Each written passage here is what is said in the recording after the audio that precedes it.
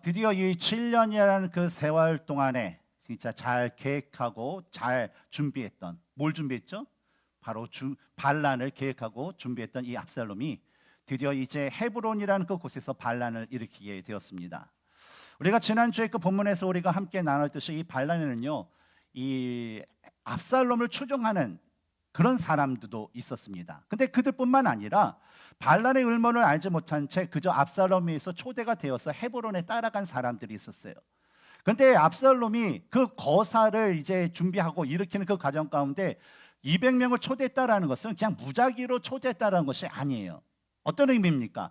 장차 자신의 그 반란을 도와주고 자신이 왕위에 올랐을 때에 자신을 도와줄 수 있는 그 사람들, 유력한 사람들, 즉 왕궁에서 일을 하는 고관 관리들이나 또 이스라엘의 어떤 지파와 귀족 같은 높은 고위층 사람들이었다라는 것이죠.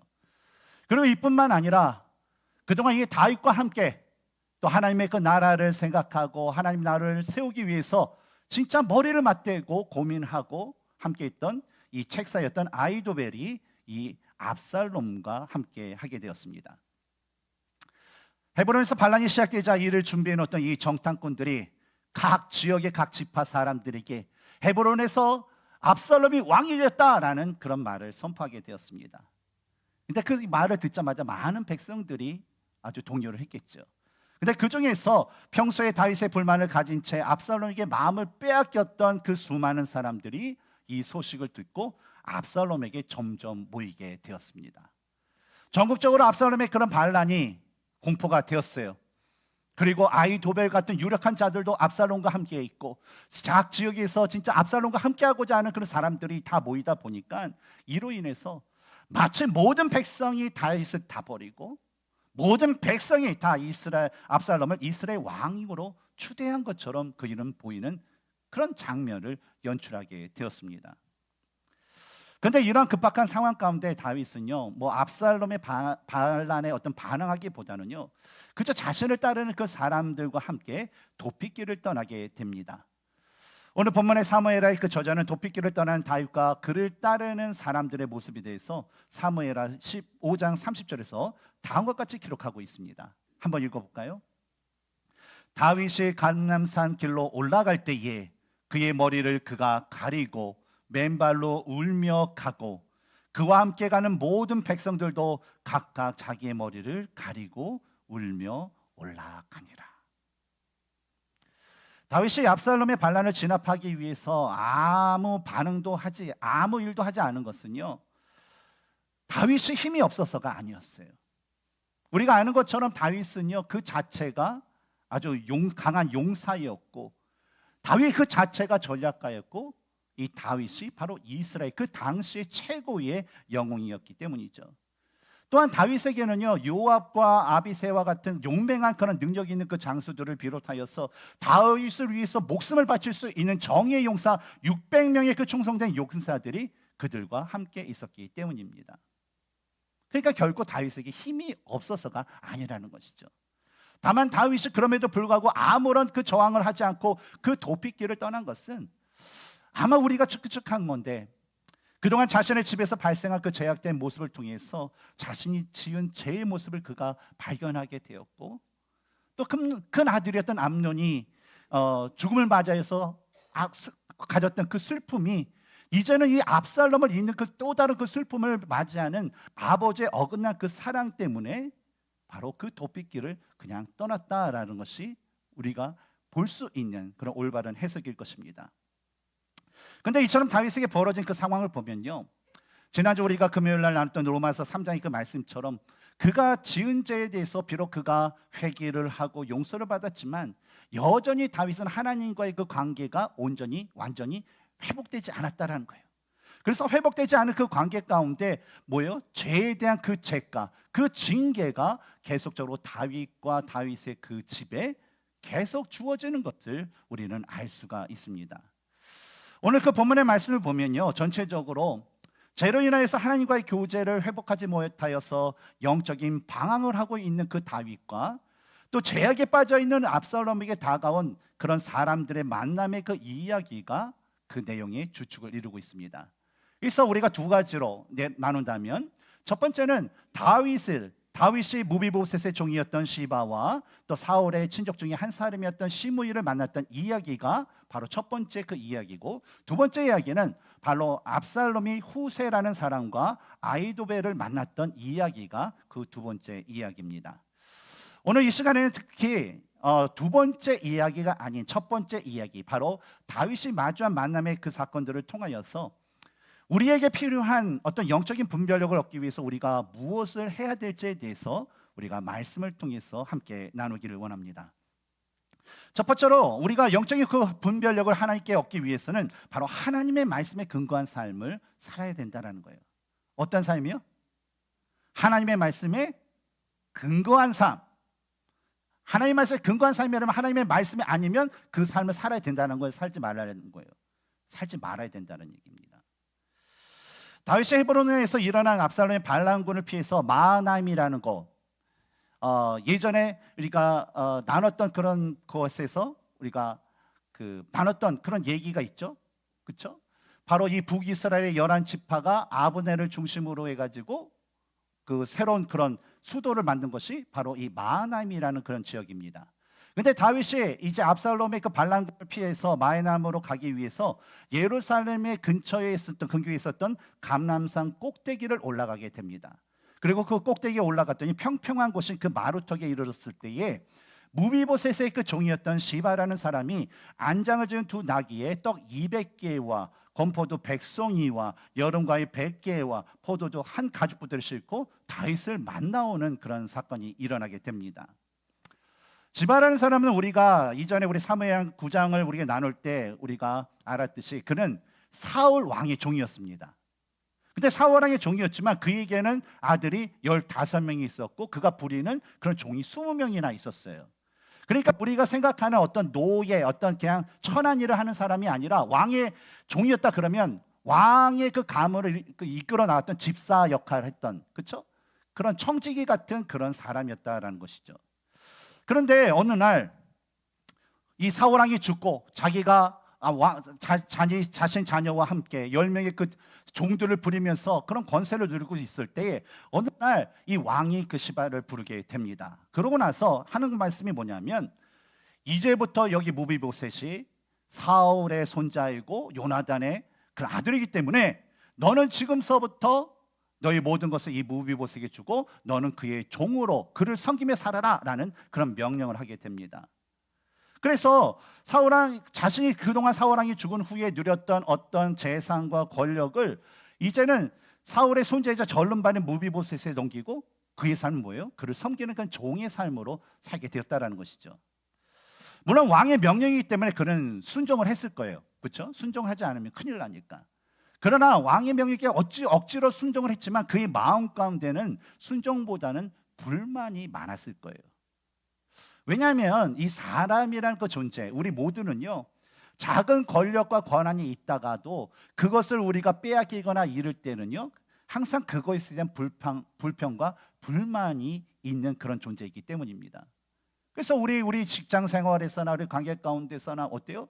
내가 무엇이 있는데 이것이 내가 권한이 없어지고 누군가 그걸 하게 되면 항상 우리 마음 가운데 좋은 사람이 또 이렇게 맞닿구나라는 그 마음보다는 어때요? 그런 좋지 않은 그 마음이 있는 거. 그게 당연한 말이기 때문이죠. 그런데 다윗을 찾아온 시바의 그 모습을 보면요, 조금 이상한 점을 발견할 수 있어요.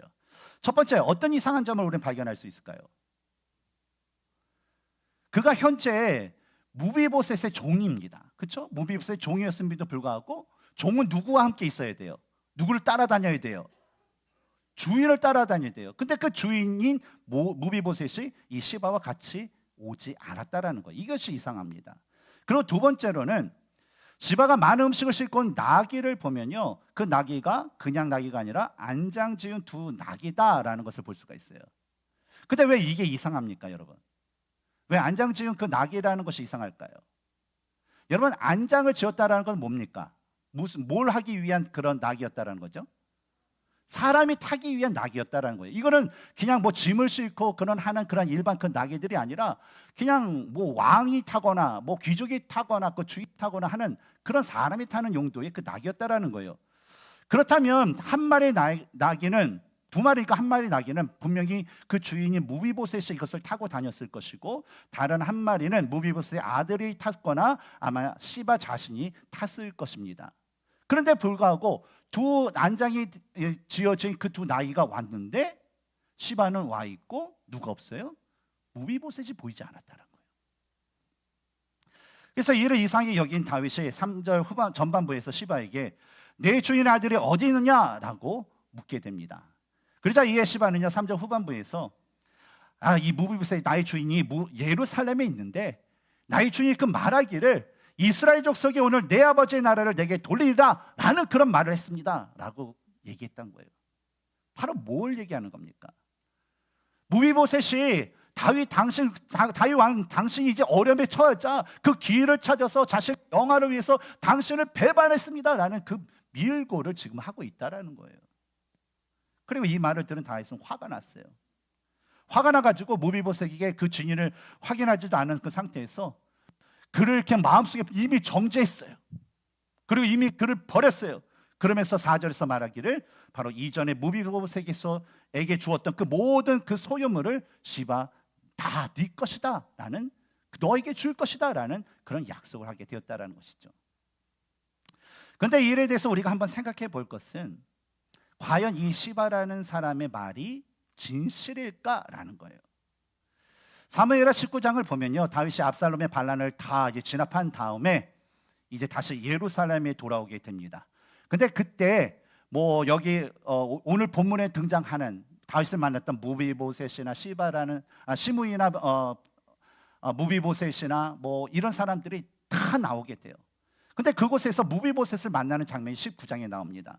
근데 이때 다윗이 무비보셋을 보자마자 그냥 화가 나가지고 추궁하듯이 25절에서 야 무비보셋이여 내가 어찌하여 나와 함께 가지 않았냐? 너는 분명히 나를 따랐어야 되는데 너는 도대체 어디가 있고 나를 따르지 않았냐라고 화를 내게 돼요.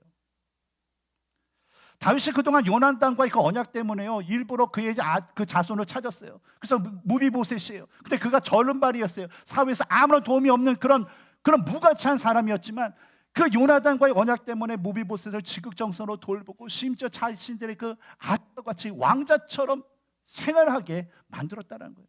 그런데 어느 날 자신이 위기에 처하자 바로 배신하고 떠났다라는 그 말을 들은 이 무비보셋을 보니까 어때요?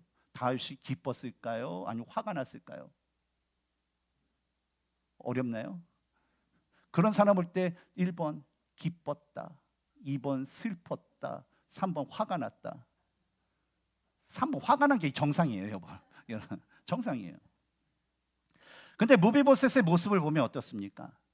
다윗 왕이 피난 도피길을 떠난 그날서부터 다시 오는 그날까지 그는 수염을 깎지 않았어요. 그리고 자신이 입던 그 옷을요 빨지 않았다라는 거예요. 그리고 다윗에게 26절과 27절에서 다음과 같이 말을 합니다.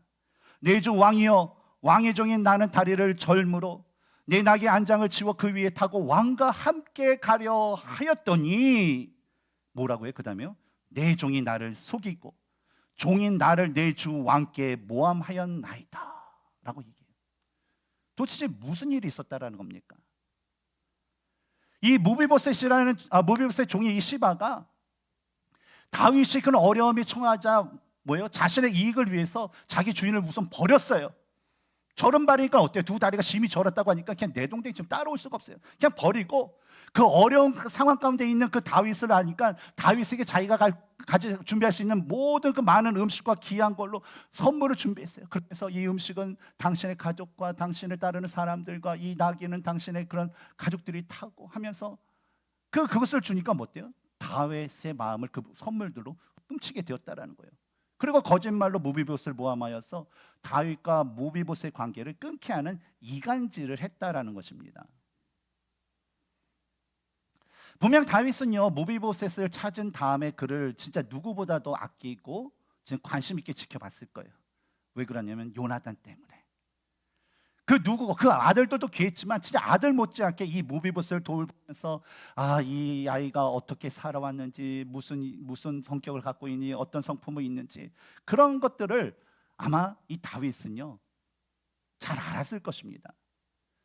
그런데 이 죄로 인하여서 다윗의 영적 불병력이 부족해지고 또 갑작스러운 압살롬의 그 반란으로 자신의 몸과 마음이 힘들고 어려운 그 상황이 되자 이 다윗은요, 시바의 말이 진실인지 아닌지도 확인도 없고 분간할 수도 없고 그저 그가 하는 거짓말만 믿고 그동안 자신이 믿고 알았던 그 무비보셋을 배신자로 여기게 되었다라는 거예요. 근데 여러분, 이러한 일들은요, 사실 우리 주위에도 쉽게 찾아볼 수 있는 그 모습들이라는 거예요. 우리가 하나님과의 관계에서 이런 모습을 찾으면 어떤 모습이 있을까요? 하나님과의 관계. 하나님께서는요, 자기의 그 백성과 자녀들에게요, 진짜 항상 모든 일에 하나님께 구하고 하나님께 아뢰고 하나님께 묻기를 원했어요. 그래서 모든 일에 기도와 감사로 너희 구할 것을 감사하면 하나님께 아뢰라는 그 말씀처럼 분명히 하나님께서는 모든 일에 부르짖으라, 모든 일에 구하라 라고 얘기를 했다는 거죠. 근데 사탄은요, 사람들에게 얘기하는 것은 뭐냐면, 야, 하나님 얼마나 바쁜데 너 같은 사람의 그것을 들어주겠냐. 괜히 하나님 바쁜데 큰 문제가 아니면 아유, 하나님께 기도해서 그분을 귀찮게 하지 마. 야, 하나님의 그 높으신 분인데 너 같은 사람들을 좀 돌아보겠니? 네가 아무리 기도해도 들어주지 않을 거야 라는 그 가스라이팅을 계속적으로 사람들에게 한다는 거예요. 그러니까 사람들은 어때요? 아주 큰 일이 터지면 그때 와서 주여 주여 하는데 평상시에 조금만 일이 있어, 아유 뭐 이런 거 가지고 뭐 기도를 해, 아유 뭐 이런 거 가지고 하나님께서 뭐 들으시겠어, 이게 기도할 필요가 있어라고 하면서 기도하지 않게 만든다는 거예요.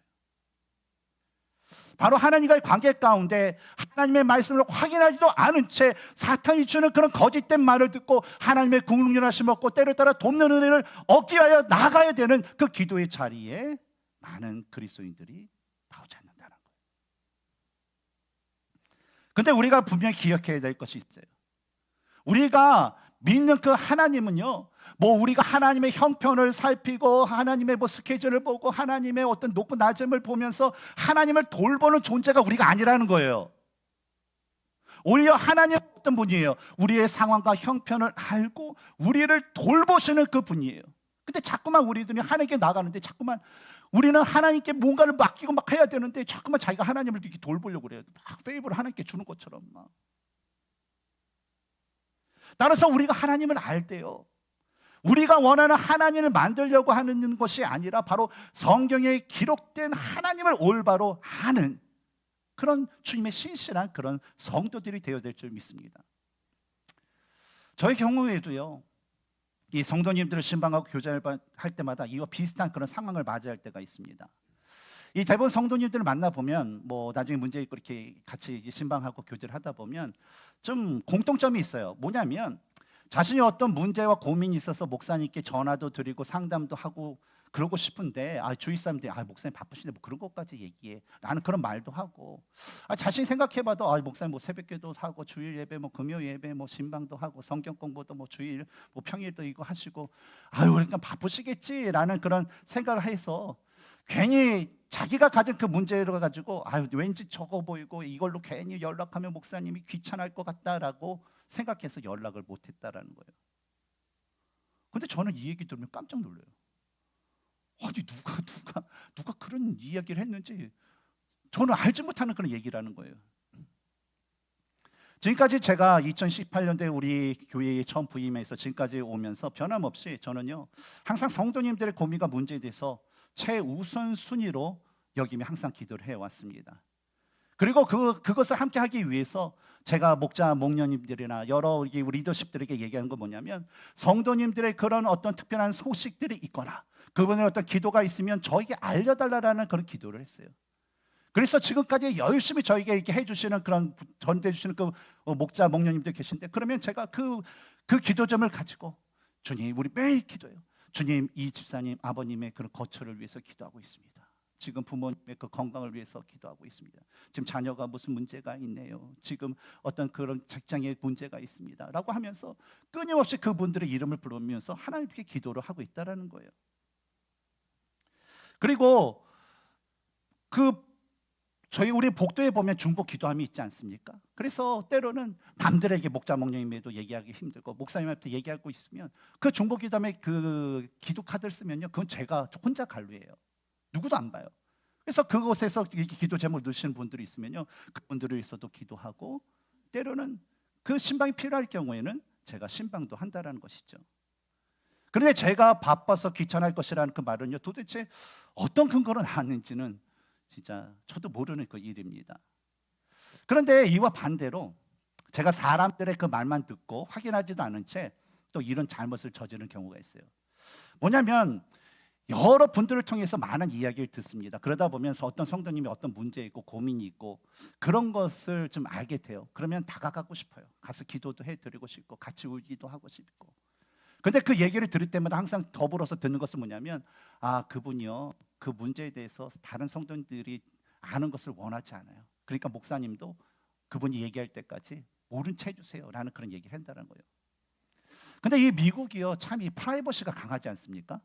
그래서 자신이 뭔가를 원하지 않는데 그 말을 듣지 않고 그냥 임의대로 할 경우에는 그게 이 미국 사회에서는 되게 무례한 그런 경우가 되는 경우가 많아요. 그러다 보니까 괜히 먼저 제가 아는 채 했다가 괜히 그분의 자존심이나 마음에 그 상처를 더 입히지 않을까라는 그런 걱정을 하면서 기다린 적이 있어요. 그러다 보니까 이것이 긍정적으로 결말이 맞기보다는 부정적인 경우가 많았어요. 그래서 어떤 분의 경우에는 우리 목사님은 우리들의 어떤 상황과 우리들의 형편에 있어서 진짜 잘 알지도 못하고 무관심하다라고 하는 그런 생각을 하도록 만드는 그런 잘못을 누가 만들었다고요? 제가 만들었다는 거예요. 직접 제가 연락하고 메시지를 통해서 같이 확인했는데 그저 뭐예요? 사람들의 말을 듣고 그런 경우가 많아요. 그러다 보니까 그 오해의 소지가 너무나도 많았다는 것입니다. 앞으로 저는요, 이 담임 목사로서요, 여러분의 그 고민과 문제에 직접 다가가기를 원합니다. 그래서 뭐 주위 사람들만의 말만 듣고 그동안 해왔던 어떤 주저하고 근심하기보다는요, 제가 직접 여러분에게 다가가고자 합니다. 그러니까 우리 성도님들께서도요, 어떤 문제와 그 고민이 있을 때 다른 사람을 거칠 필요도 없고 저에게 문자나 그 전화를 주세요. 우리 주위에 있는 목사님들 보면요, 깜짝깜짝 놀라요. 왜냐하면 저처럼 전화를 바로바로 받는 사람이 없어요. 깜짝 놀라요. 그래서 제가 못 받아도 뭐 미스콜 있으면 항상 전화 하나 드려요. 그러니까 그리고 전화를 제가 어디에다가 놓고 잔다고 그랬죠? 바로 백인 밑 아래에 합니다. 그래서 윙 하면 바로 새벽에도 깨요. 그리고 여러분 상관의 고민과 문제가 없을 때도요, 그냥 저에게 연락 주세요. 그래서 지나가다가 목사님 잘 계신지 커피나 한 잔 주시죠. 그러면 제가 믹스 커피라도 타드리고, 목사님 오늘 혼자 밥 먹는데 심심한데 식사 약속 없으면 같이 하시죠. 그러면 저 불러주면 뭐 그럼 같이 국밥도 먹으면서 같이 교제하면서 그런 좋은 만남의 시간을 여러분과 함께 가졌으면 좋겠습니다. 저는요, 항상 우리 성도님과 교제하고 싶고요, 우리 성도님의 문제와 고민 가지고 같이 하나님께 기도하고 또 때로는 마음을 졸이면서 마음을 부딪히면서 같이 울기도 하면서 같은 한 가족으로 나가길 원합니다. 아무리 제가 바쁘다 하더라도 진짜 목회자로서 성도님들을 위해서 기도하는 것보다 더 우선적인 일이 뭐가 있을까요? 제가 아무리 중요한 일이 있다 하더라도 성도님들의 그 고민과 문제보다 더 중요한 일이 뭐가 있겠습니까? 근데 여러분, 하나님은 어떠실까요? 하나님께서 아무리 바쁘시고 하나님께서 아무리 높으신 분이다 할지라도 우리가 믿는 그 하나님은요, 바로 우리를 너무나 사랑하기 때문에, 우리에 대한 관심이 너무나도 많기 때문에 자신의 하나밖에 없는 예수 그리스도를 이 땅에 보내주시고 그 예수 그리스도 십자가에 죄에 대한 그 공의의 심판 가운데 대속물로 주셨던 분이에요. 자기 하나밖에 없는 아들을 주셨는데 아무리 바쁘다 하더라도, 아무리 높으신 하나님이라도 우리들의 그런 음성에, 우리들의 기도에, 우리들의 그 부르심에 하나님께서 듣지 않으실까요? 하나님께서 응답하지 않으실까요? 여러분, 이 사실이 믿어지지 않는다면요, 바로 이 성경을 읽으시면서 그 하나님이 어떤 하나님이실지를 여러분 분명하게 확인하시기 바랍니다. 그리고 그 말씀을 붙들고 여러분 간절히 기도하는 그런 한번 삶을 살아보세요. 그리하여서 날마다 말씀을 통해서 하나님을 행하시는 그런 일들을 경험하는 하나님의 은혜로 인해서 여러분들의 그 믿음이 자라서 진짜 모든 상황 가운데서도 하나님의 뜻을 온전히 분별할 수 있는 우리 모두가 되기를 주님의 이름으로 축원합니다. 두 번째로 하나님의 말씀에 근거하는 삶과 더불어서 우리가 살아야 될 것은 뭐냐면, 하나님의 뜻을 구하는 삶을 살 때에 바로 하나님의 은혜로 우리는 영적인 분별력을 얻을 수 있다는 거예요. 계속해서 5절을 보면요, 다윗이 바후림에 이르렀을 때에 사울의 친족 중에 한 사람이 시므이를 만나게 된 것을 볼 수가 있습니다. 근데 이 시므이가요, 이 다윗을 보자마자 하는 일이 있었어요. 뭐랬죠? 첫 번째로 욕을 저주의 말을 하는데 온갖 저주의 말을 다 퍼붓다는 거죠. 그리고 또 하는 것이 있어요. 또 뭐가 있었나요? 다윗과 다윗의 모든 신하들을 향해서 자기가 던질 수 있는 모든 돌을 다 던지는 거예요. 그것도 어떻게 해요? 따라가면서까지. 근데 그의 말과 행위가 얼마나 심했는지 9절에서 아비새가 다윗에게 이런 요청을 합니다. 이 죽은 개가 어찌 내 주 왕을 저주하리까? 청하건대 내가 건너가서 그의 머리를 베게 하소서. 아니 왕이시여, 하나님께서 기름 부으신 왕을 저렇게 모욕하고 돌을 던지는 그 자를 가만 놔둘 수 없습니다. 당장 죽이도록 허락해 주십시오 라는 그런 말을 했다는 거예요. 근데 이 시므이가 다윗을 저주한 그 말을 보면요, 좀 거짓된 말로 다윗을 저주하고 있다는 것을 우리는 알 수가 있어요. 8절에 기록된 시므이 그 말을 보면요, 사울의 족속의 모든 피를 여호와께서 내게로 돌리셨도다.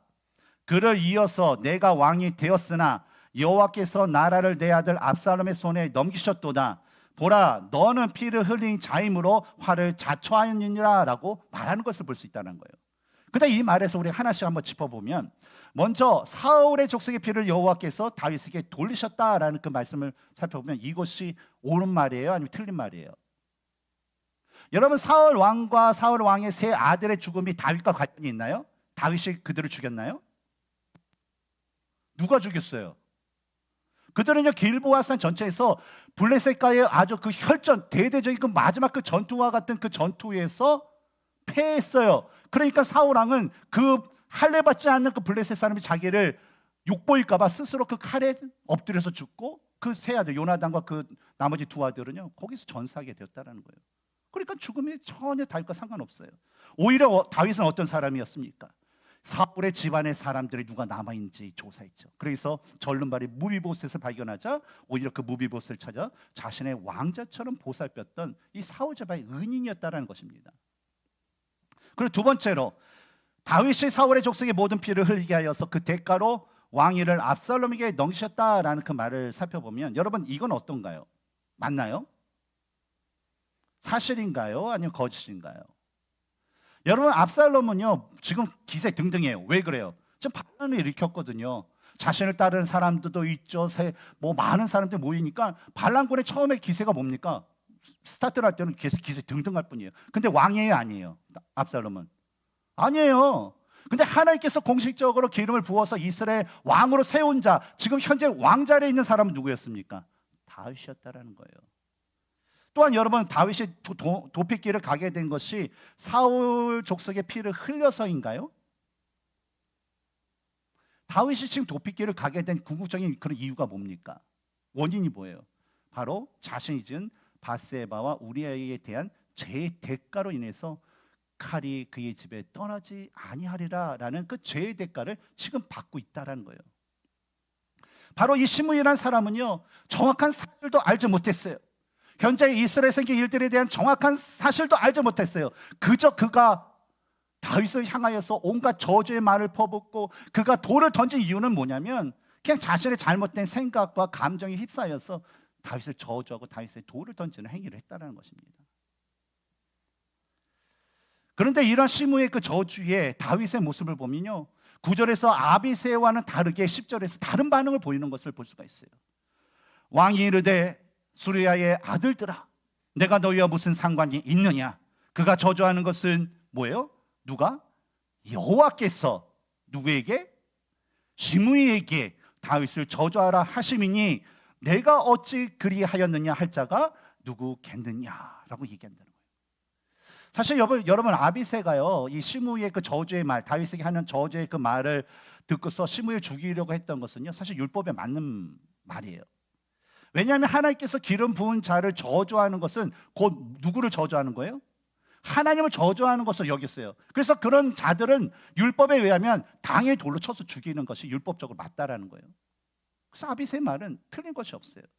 그러나 다윗은요 시므이가 자신에게 퍼붓는 그 저주와 자신에게 던지는 그 모든 행한 것을 그냥 단순히 한 악한 자, 한 악한 시므의 일로 여기지 않았다는 거예요. 도리어 어떻게 여겨요? 바로 하나님께서 그를 통하여서 자신에게 주고자 하는 그 뜻과 메시지가 있는 것으로 그것을 해석하여 받아들였다라는 것입니다. 왜냐하면 다윗은요, 비록 영적인 방황 가운데 있어요. 죄의 문제가 아직 해결되지 않았어요. 하나님과의 그 관계가 온전히 해결되지 않기 때문에 영적인 그 방황을 할 수밖에 없었어요. 하지만 그 중심에는요, 어렸을 때서부터 지금까지 그 밧세바의 그 범한 그 사건을 저지르기 그 전까지 그의 삶을 인도하시고 통치하시고 역사하셨던 그 하나님의 그 중심에 있었고, 그 하나님께서 여전히 자신의 삶을 통치하시고 이끄시는 분으로 믿었기 때문에 바로 아비새가 제가 가서 죽이겠습니다. 저는 사람을 내가 그냥 가만 놔두지 않겠습니다라고 할 때 다윗은요, 바로 아비새와 요압과 그 사람들에게 하나님께서 하시는 일이니까 인간적인 방법으로 그 시므의 행동을 저지해서는 안 된다라고 이 부하들을 만류했던 것이었습니다.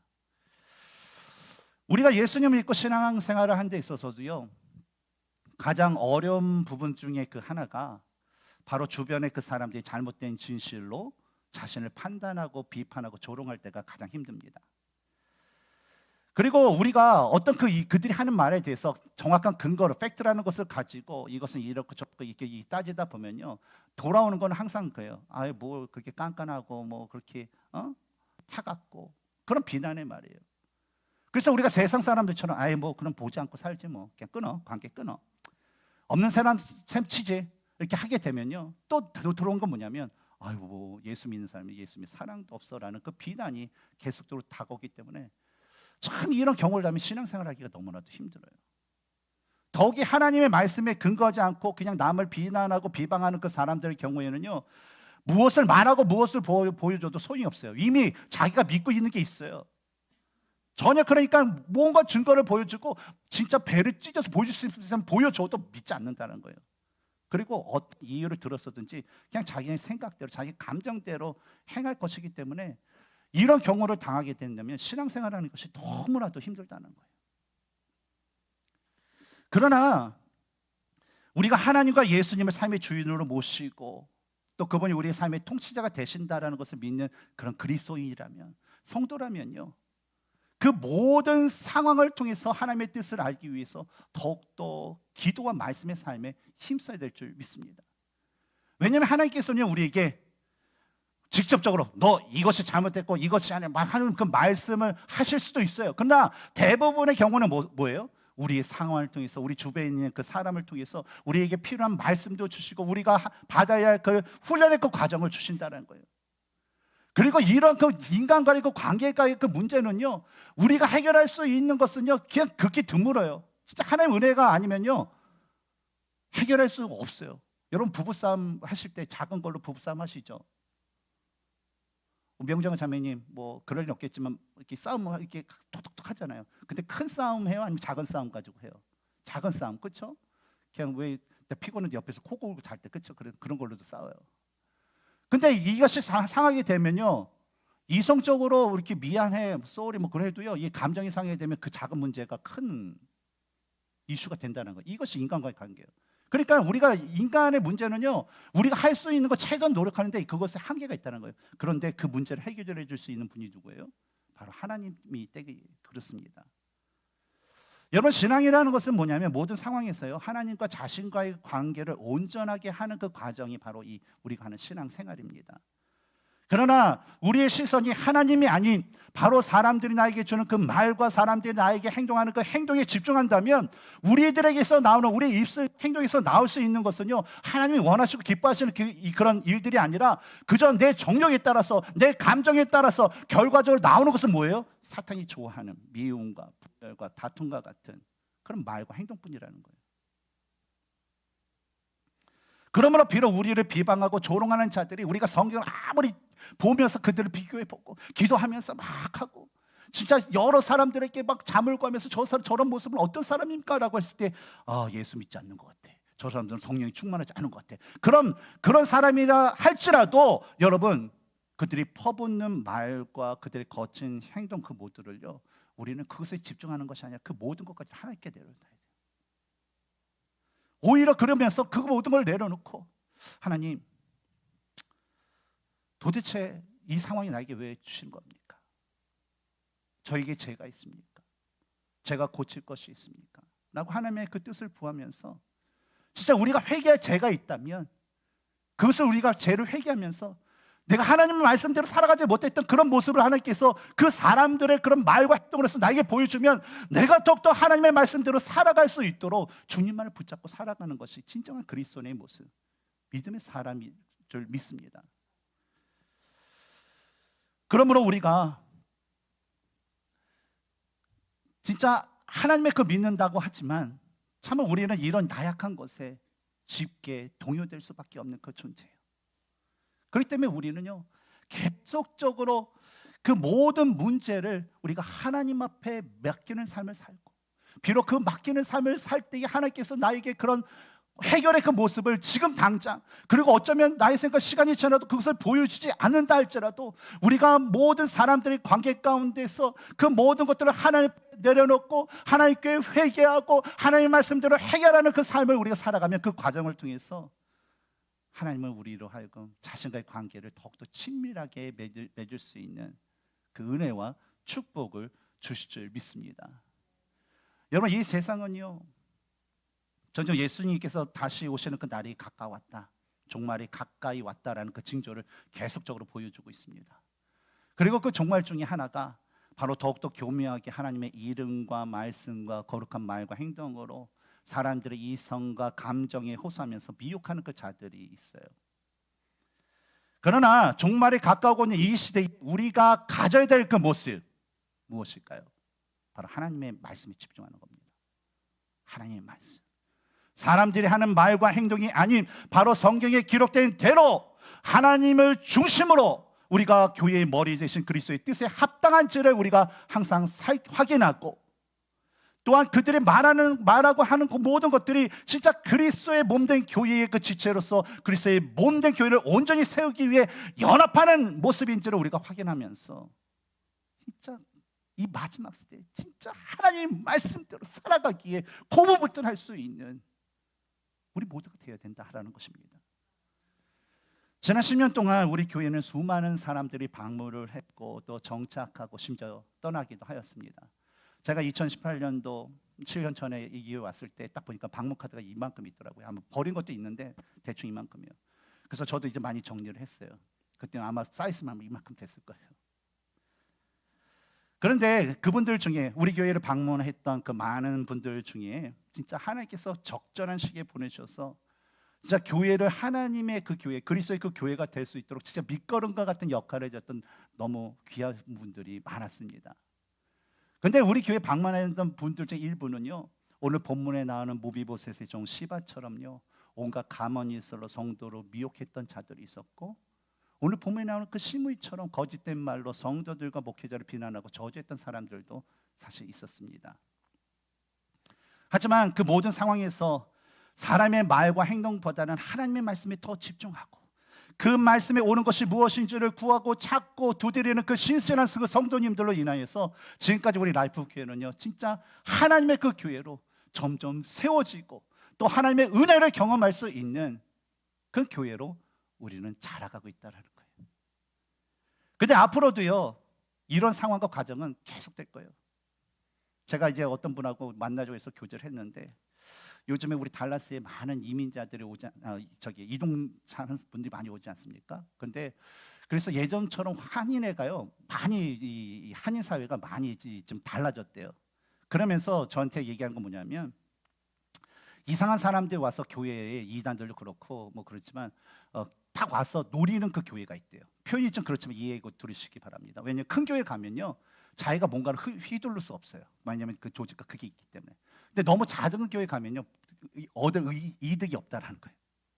그러면서 딱 좋은 안성맞춤 교회가 바로 우리 교회 같은 중형 사이트라는 거예요.